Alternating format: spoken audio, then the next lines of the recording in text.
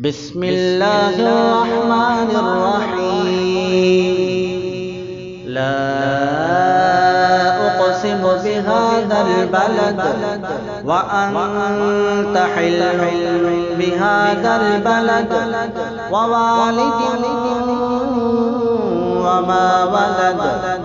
لقد خلقنا الإنسان في كبد أيحسب أن لن يقدر عليه أحد يقول أهلكت مالا لبدا أيحسب أن لم يره أحد ألم نجعل له عينين ولسانا وشفتين وهديناه النجدين فلاقتحم العقبة وما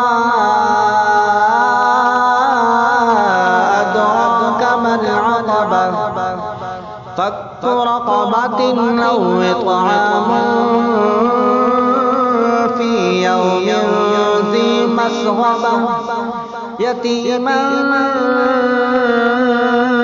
ذا مقربة أو مسكينا ذا متربة ثم كان من الذين آمنوا وتواصوا بالصبر وتواصوا بالمرحمة أولئك أصحاب الميمنة